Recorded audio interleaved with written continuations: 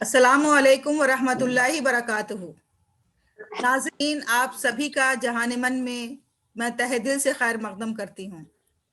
آج کے special program ذکر صحابیات میں ہم ذکر کریں گے حضرت اسماء بنت امیس رضی اللہ عنہا کا، اور اس گفتگو کو پیش کرنے کے لیے ہمارے ساتھ یہاں موجود ہیں محترمہ مسرت ناز صاحبہ۔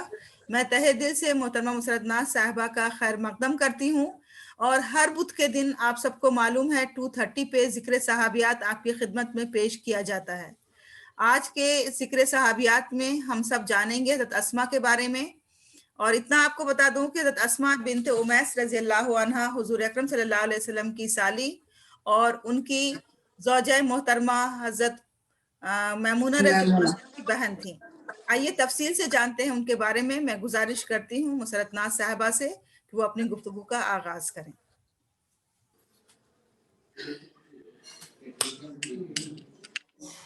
السلام علیکم ورحمۃ اللہ وبرکاتہ۔ نحمدہ ونصلی علی رسولہ الکریم، اما بعد فاعوذ باللہ من الشیطان الرجیم، بسم اللہ الرحمن الرحیم۔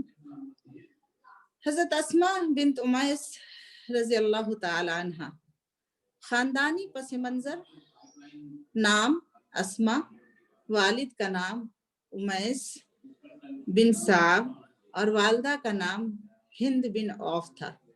ان کی ایک ہمشیرہ تھی، ان کی بہن نبی صلی اللہ علیہ وسلم کی زوجہ محترمہ سیدہ میمونہ رضی اللہ عنہا، دوسری ہمشیرہ سیدنا ابن عباس ابن عبد المطلب کی زوجہ محترمہ ام الفضل، اور تیسری ہمشیرہ سیدنا حمزہ ابن عبد المطلب کی زوجہ محترمہ ام سلمہ تھی۔ سیدہ اسماء بنت امیس ذوالجناحین سیدنا جعفر بن ابی طالب کے ساتھ رشتہ ازدواج میں منسلک ہوئیں۔ نبی کریم صلی اللہ علیہ وسلم کی زوجہ محترمہ حضرت میمونہ کی بہن تھی۔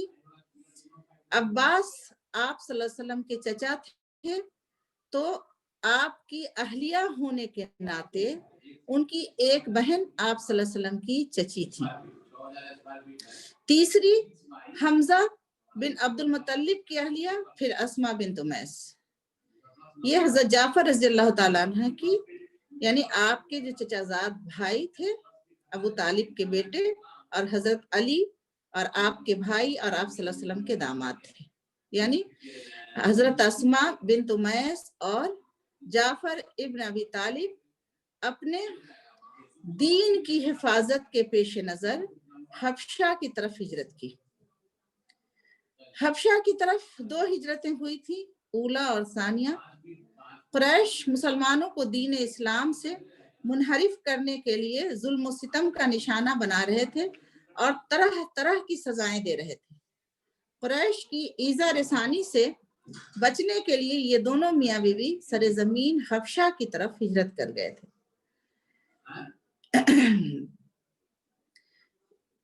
حبشہ میں قیام کے دوران حضرت اسماء بنت امیس کو 3 بیٹے ہوئے، جن کے نام ترتیب وار یہ ہیں: محمد، عبداللہ اور عون۔ جب مہاجرین حبشہ سے واپس ہوئے تو رسول اللہ صلی اللہ علیہ وسلم فتح خیبر میں مصروف تھے۔ مکی دور کے تقریباً درمیان میں گئے تھے یہ لوگ، اور پھر اس کے بعد مدنی دور کے آخری حصے میں واپس آئے۔ حبشہ سے جب آپ صلی اللہ علیہ وسلم نے خیبر کو فتح کر لیا تو آپ صلی اللہ علیہ وسلم کو حبشہ سے مہاجرین کے واپس آنے کی اطلاع دی گئی۔ جب آپ صلی اللہ علیہ وسلم خیبر سے واپس آئے تو جعفر بن ابی طالب کو دیکھا تو ان کے ماتھے کو چوما، ان سے گلے ملے اور یہ فرمایا کہ مجھے معلوم نہیں کہ مجھے زیادہ خوشی فتح خیبر کی ہے یا جعفر رضی اللہ عنہ کے واپس آنے کی۔ بعض اوقات ایسا ہوتا ہے کہ ایک وقت میں 2 خوشخبریاں انسان کو ملتی ہیں، نور علی نور۔ رسول اللہ صلی اللہ علیہ وسلم سیدنا جعفر بن ابی طالب سے بڑی محبت کرتے تھے اور آپ سے ہمیشہ محبت فرماتے تھے۔ اشبہ خلقی و خلقی، تمہاری شکل و صورت و طور و اطوار مجھ سے ملتے جلتے ہیں۔ رسول اللہ صلی اللہ علیہ وسلم سے نے سیدنا اسماء بنت امیس اور ان کی بہنوں کو الاخوت الاخوات المؤمنات کہہ کر ان کے مومن ہونے کی گواہی دی۔ کیا کسی عقل مند کے لیے اس کی زندگی میں ایمان کے تحفے سے بڑھ کر کوئی اعزاز ہو سکتا ہے؟ اس سے بڑی کوئی نعمت ہو سکتی ہے؟ سیدنا عبداللہ بن عباس رضی اللہ عنہ کا بیان ہے کہ رسول اللہ صلی اللہ علیہ وسلم نے فرمایا ان الاخوات المؤمنات، بے شک یہ بہنیں مومن ہیں۔ اور ایک روایت میں ہے کہ 4 مومن بہنیں، میمونہ، ام الفضل، سید بنت حارث، سلمہ اور اسماء بنت امیس۔ ام الفضل وہ خاتون ہیں جنہوں نے حج کے موقع پر آپ صلی اللہ علیہ وسلم کو دودھ پیش کیا تھا تاکہ یہ جان لیں کہ آپ صلی اللہ علیہ وسلم روزے سے ہیں کہ نہیں۔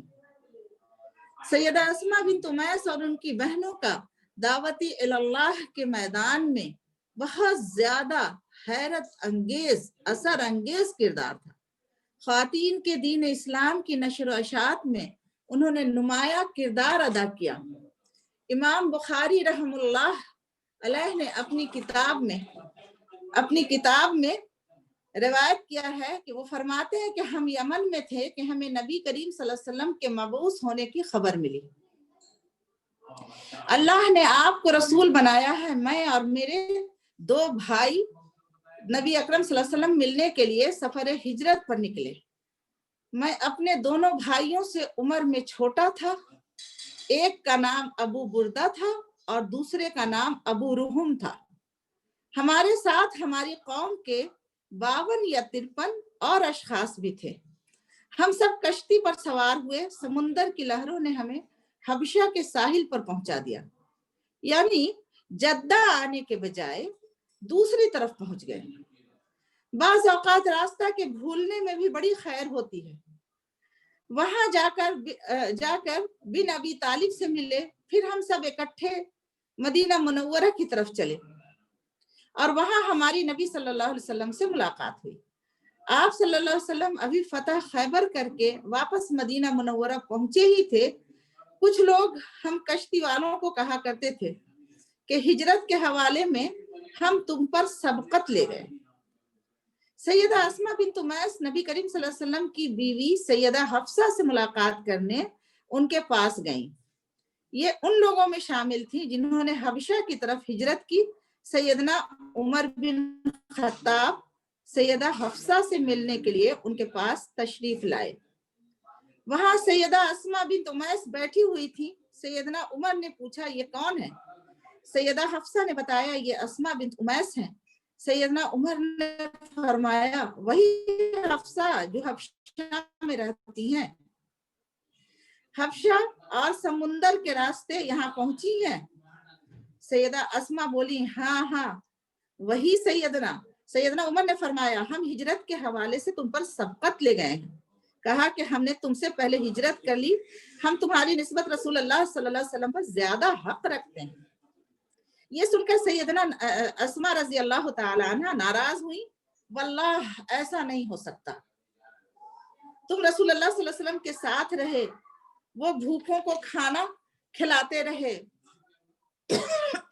تمہارے جاہلوں کو واعظ نصیحت کرتے رہے، جبکہ ہم دور دراز پردیس میں اللہ اور اس کے رسول کی خاطر جدائی کاٹتے رہے۔ ہم نے بھی اسلام کے لیے کچھ کم قربانیاں نہیں کی۔ اللہ کی قسم میں اس وقت تک کھانا نہیں کھاؤں گی نہ پانی پیوں گی جب تک رسول اللہ صلی اللہ علیہ وسلم کے گوش گزار نہ کر دوں۔ اللہ کی قسم میں جھوٹ نہیں بولوں گی، بالکل وہی بولوں گی جو آپ نے مجھے کہا، اس میں ذرہ برابر بھی کمی بیشی نہیں کروں گی۔ دیکھیے ان کی بہادری کہ حضرت عمر رضی اللہ عنہ کے ساتھ کس طرح گفتگو کر رہی ہیں۔ جب نبی صلی اللہ علیہ وسلم تشریف لائے تو سیدہ اسماء بنت امیس نے کہا اے اللہ کے رسول صلی اللہ علیہ وسلم، مجھے عمر بن خطاب نے یہ سب کچھ کہا۔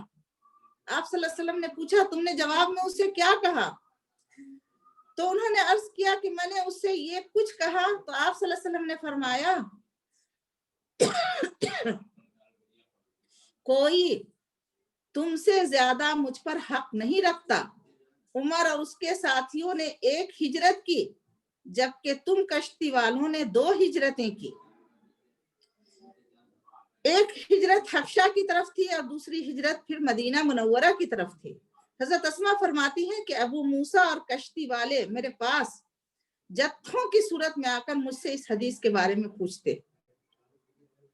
ان کے لیے یہ بڑی خوشی تھی کہ نبی کریم صلی اللہ علیہ وسلم نے انہیں 2 ہجرتیں حاصل کرنے والے قرار دیا۔ یعنی چونکہ حضرت اسما کی براہ راست نبی صلی اللہ علیہ وسلم سے بات ہوئی تھی، اس لیے لوگ آ کر کنفرم کیا کرتے تھے حضرت اسما سے کہ کیا واقعی ہمارے لیے یہ خوشخبری ہے۔ نبی صلی اللہ علیہ وسلم کا یہ فرمان ان کے لیے بہت بڑا اعزاز تھا، وہ اس پر بہت زیادہ نازاں و فرحاں تھے۔ ابو بردہ بیان کرتے ہیں کہ سیدہ اسما رضی اللہ تعالیٰ عنہ فرماتی ہیں کہ ابو موسیٰ میرے حوالے سے بار بار یہ حدیث بیان فرماتے تھے۔ جب حضرت اسما اور ان کے خاوند حضرت جعفر بن ابی طالب نے مدینہ منورہ میں سکونت اختیار کر لی تو حضرت جعفر آپ صلی اللہ علیہ وسلم کے ہمراہ ہر جنگ میں شریک ہوتے۔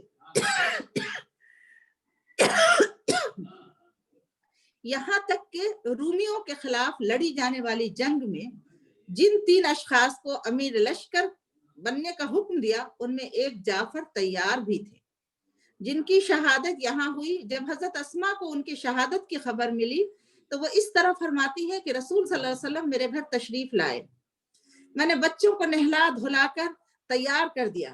آپ صلی اللہ علیہ وسلم نے فرمایا کہ جعفر کے بچوں کو میرے پاس لاؤ۔ میں نے بچوں کو آپ صلی اللہ علیہ وسلم کی خدمت میں پیش کر دیا۔ آپ صلی اللہ علیہ وسلم ان کو پیار کرنے لگے۔ میں نے دیکھا کہ آپ صلی اللہ علیہ وسلم کی آنکھوں سے آنسو جاری ہے۔ میں نے آپ صلی اللہ علیہ وسلم سے کہا میرے ماں باپ قربان، آپ صلی اللہ علیہ وسلم پر تو خیر تو ہے۔ آپ نے فرمایا 3 امیر لشکر شہید ہو گئے ہیں، جن میں جعفر طیار بھی تھے۔ سیدہ آسمہ فرماتی ہیں کہ یہ بات سنتے ہی میرے اوسان خطا ہو گئے، میں آہوزاری کرتے ہوئے وہاں سے اٹھ کھڑی ہوئی۔ میری آہ و بکا کو سن کر میرے گھر میں عورتیں آس پاس سے اکٹھا ہونے لگی۔ رسول صلی اللہ علیہ وسلم اپنے گھر گئے اور اپنے اہل خانہ کو یہ ارشاد فرمایا کہ آج جعفر کے گھر والوں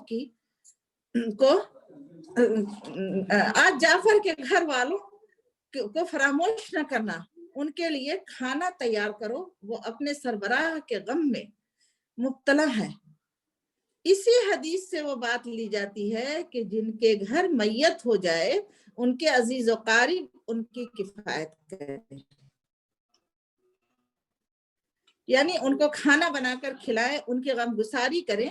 خواتین سیدہ اسما کے پاس جمع ہوئی، انہیں تسلی دینے لگی تاکہ ان کا غلط ہو سکے جو شوہر کی شہادت پر ان کو ہوا ہے۔ رسول اللہ صلی اللہ علیہ وسلم نے فرمایا اے اسما کوئی نازیبہ بات نہ کہنا اور نہ سینہ کو بھی کرنا، یعنی ماتم نہیں کرنا۔ رسول اللہ صلی اللہ علیہ وسلم اپنی بیٹی سیدہ فاطمہ زہرا کے پاس آئے، وہ بھی ان کی وفات کے غم میں رو رہی تھی۔ رسول اللہ صلی اللہ علیہ وسلم نے فرمایا جعفر جیسے پر رونا چاہیے، یعنی یہ آنسو گرانا منع نہیں ہے، یعنی کسی کی میت پر رویا جا سکتا ہے لیکن چیخنا چلانا سینہ کو بھی کرنا منع ہے۔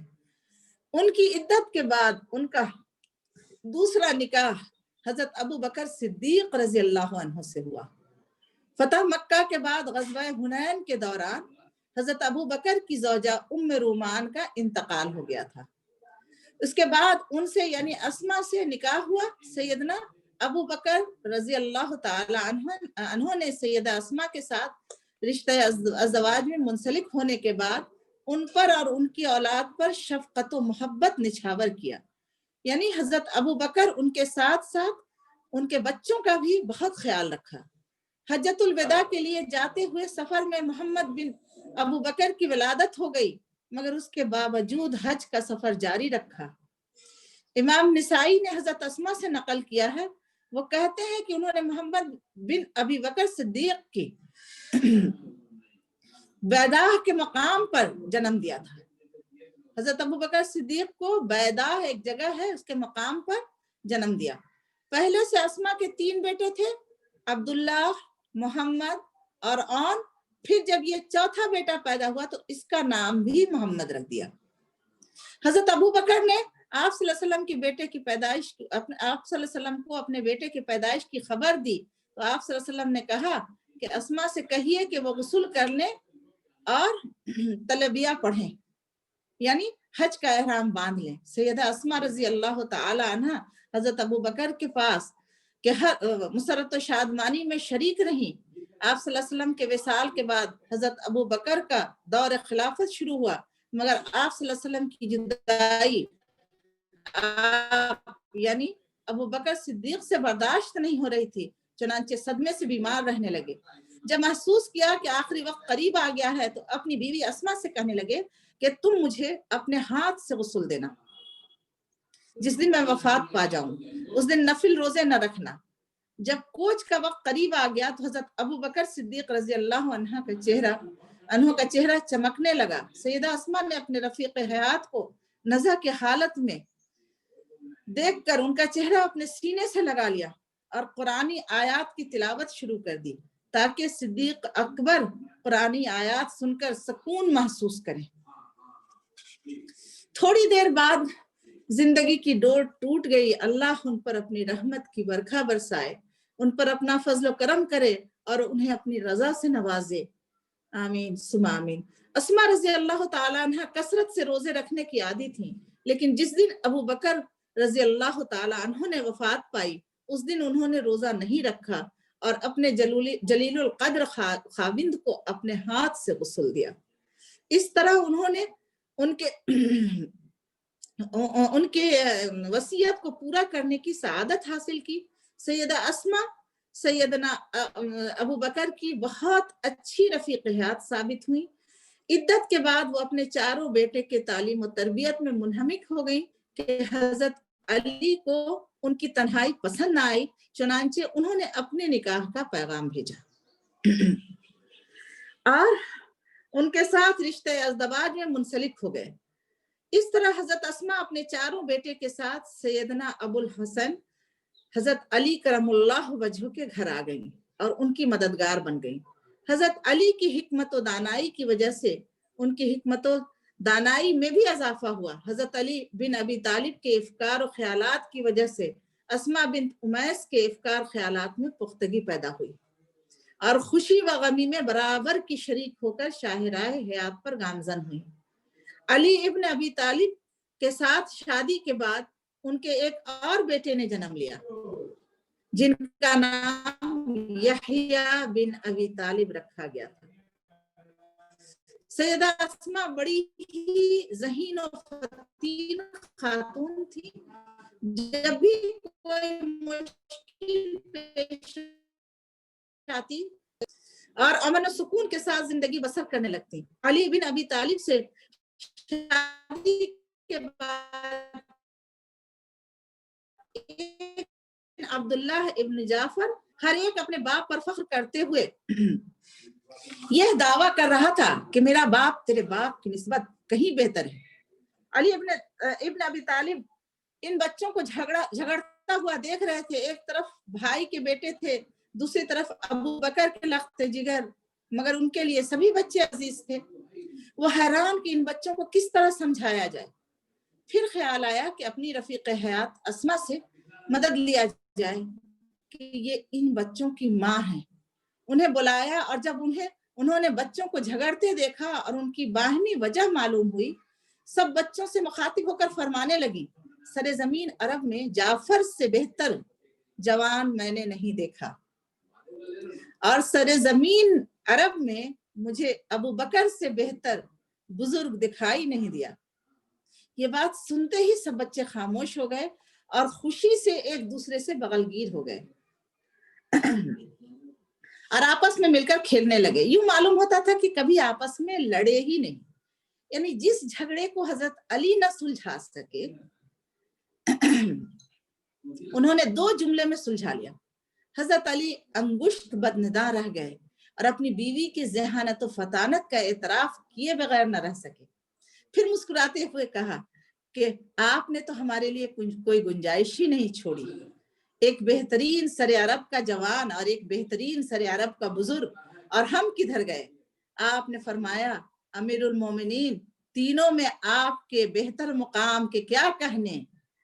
حضرت علی یہ سن کر بہت خوش ہو گئے اور کہا کہ وہ اس قابل ہے کہ امیر المومنین کی بیوی ہوں اور خاتون اول کے مقام پر فائز ہوں. ایک صبح فجر کی نماز کی ادائیگی کے لیے حضرت علی گھر سے مسجد کی طرف نکلے. عبد الرحمن بن ملزم نے ان پر زہر میں بجھی تلوار سے وار کر دیا جس کی تاب وہ نہ لا سکے اور اللہ کو پیارے ہو گئے. ان کی وفات سے حضرت اسما پر غموں کے پہاڑ ٹوٹ پڑے اور وہ بیمار رہنے لگی اور تھوڑے ہی عرصہ میں اپنے خالق حقیقی سے جا ملی. اللہ ان پر اپنی رحمت کی بارش کرے اور ان کی عمدہ مہمان نوازی کرے. آسمان پر لہد فشانی کرے.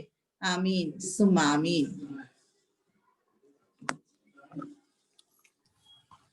بہت بہت شکریہ، بہت بہت شکریہ آپ کا. جزاک اللہ خیر.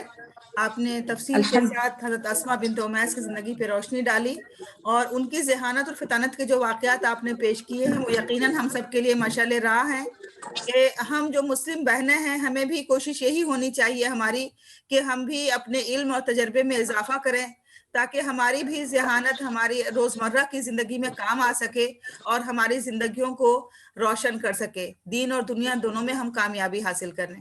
اللہ تعالیٰ آپ کو جزائے خیر عطا کرے. آج کے لیے بس اتنا ہی. انشاءاللہ پھر ملاقات ہوگی اگلے ہفتے نئی صحابیہ کے ذکر کے ساتھ. تب تک اپنا رکھیں ڈھیر سارا خیال. اللہ حافظ. السلام علیکم.